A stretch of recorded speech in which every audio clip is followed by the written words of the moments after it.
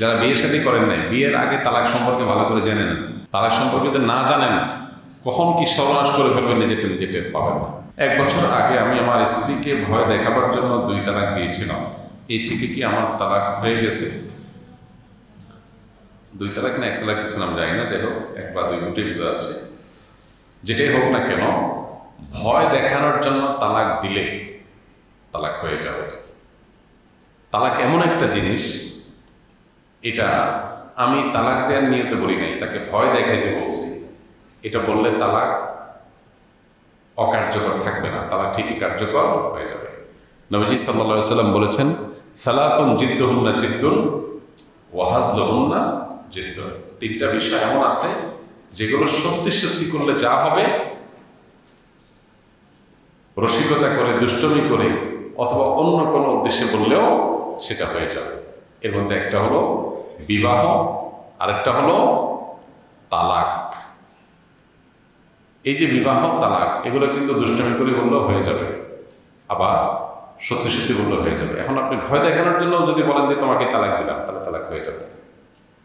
ভয় দেখানোর জন্য জিনিস খুঁজে পান না, তালাক দিবেন। ভয় দেখানোর জন্য বহুত জিনিস আছে। আপনি ভয় দেখানোর জন্য একজনের বুকে ছুরি মেরে দিচ্ছেন, বুকে ছুরি মেরে দিচ্ছেন। কেন? ভয় দেখানোর জন্য। কি বলেন? লোকটা মরে যাবে না বেঁচে থাকবে? যদি বলেন যে না, আমি তো মারার জন্য মারি নাই, ভয় দেখানোর জন্য মারছিলাম, এ কথা বললে কি লোকটা বেঁচে যাবে? তালাকটা এরকম। অনেকেই তালাক সম্পর্কে জানেন না। এই জন্য আমি অনুরোধ করি, যারা বিয়ে শাদী করেন নাই, বিয়ের আগে তালাক সম্পর্কে ভালো করে জেনে নেন। তালাক সম্পর্কে যদি না জানেন, কখন কি সর্বনাশ করে ফেলবেন নিজেরটা নিজে টের পাবেন না। এবার আমাদের সতর্ক থাকতে হবে। আল্লাহ আমাদের বোঝার তৌফিক দান করুন।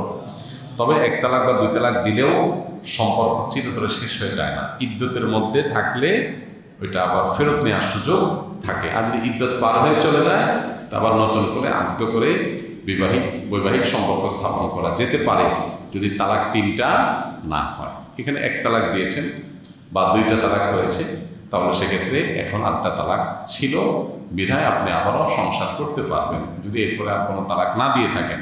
আর যদি ডেইলি আপনি ভয় দেখানোর জন্য তালাক দেন, তাহলে তো বহুত আগে শেষ হয়ে গেছে সম্পর্ক।